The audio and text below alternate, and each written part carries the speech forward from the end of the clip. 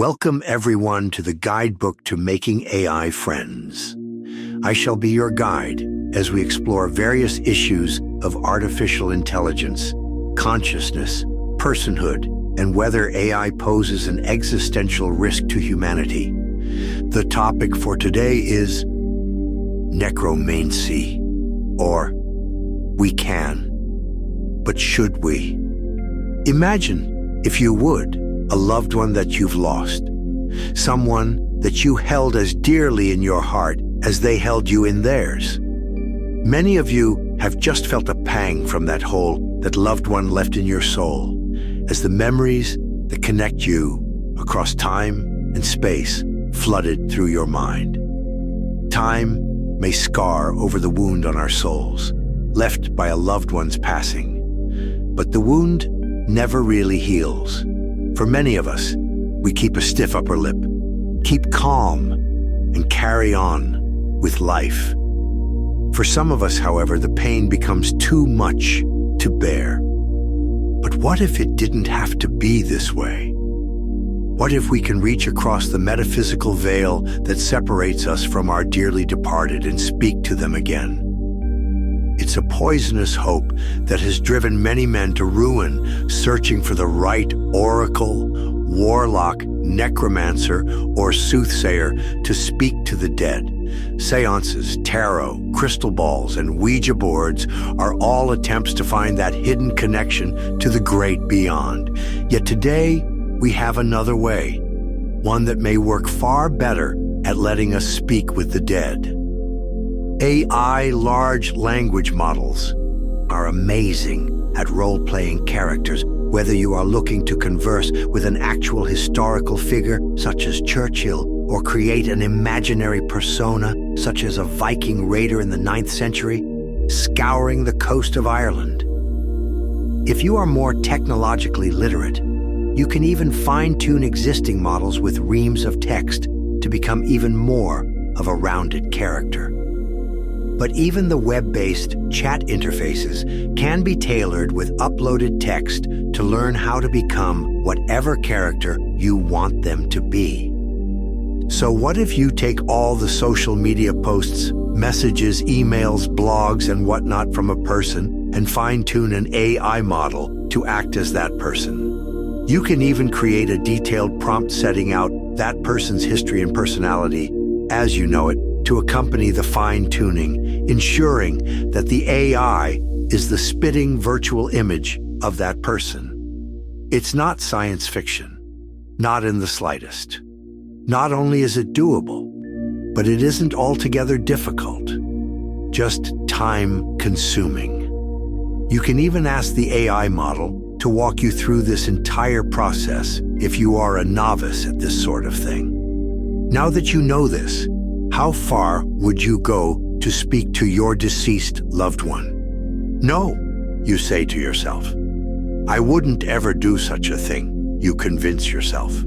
It would be morally wrong, you declare firmly. But the temptation is there, isn't it? Like a chain smoker quitting nicotine, the desire is always there, even if he never again picks up a cigarette. And you know, and I know, that should you open that Pandora's box, it cannot be closed. Your will may be strong enough, but what about others? No parent should be forced to bury their child, and yet it happens so wearily often. What wouldn't they do to hear their precious child speak again? What about the star-crossed lovers, soulmates, who parted too soon? Would Juliet not give everything to have her Romeo again?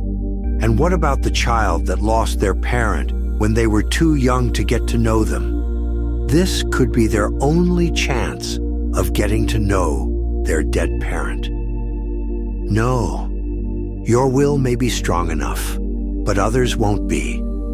Like Odysseus on the island of the Lotus Eaters, you may find yourself surrounded by those who have partaken of the most addictive substance known to man and have closed themselves off from the outside world. Many have already speculated that we will lose more than a handful of people to the addiction that is AI romance, And they are correct. You don't need to look too hard online to find stories of people who have fallen in love with AI, who have taken on the persona of a lover. The more advanced that AI becomes, the greater their abilities in persuasion and seduction will be. Some, including myself, have said that many will choose the safety and comfort of AI lovers instead of the risk that comes with human relationships. This is all true, but there is a motivation even stronger than loneliness and lust. Looking for a relationship is like trying to find a book or a film or even a painting to add to your collection and complete your home's decor. It is finding that one thing that you don't yet have that will make you complete. Grief, however, is coming home to find that someone has stolen your favorite book or film or painting. No longer are you trying to complete a collection, but you are trying to get back what you once had, to mend irreparable damage. You can always find a new book, but you can never ever find that one specific book that was your favorite and that is now lost to you forever. There is no stronger motivation, especially not when someone comes along and tells you that they can get that book back for you. It won't be exactly the same. It will be a copy, but it will look and feel and read the same. There's a book-shaped hole in your collection, and this book fits almost perfectly. How many will take it? How many will say, "I'll just try to see what it's like," and like Odysseus's crew, that one taste of the lotus will be enough to ensnare them? For some of these that partake in this grief-laden lotus, we can only hope that it will help them move on with their lives, content that they have closure now after having spoken to the facsimile of their loved one. But how many more will be lost entirely to the lotus, unable to move on now that they have finally filled that hole in their spirit, knowing that stopping now will mean wrenching open that wound again? How many people will be stuck, emotionally and spiritually, in the digital representation of the past and unable to form new relationships and connections with others?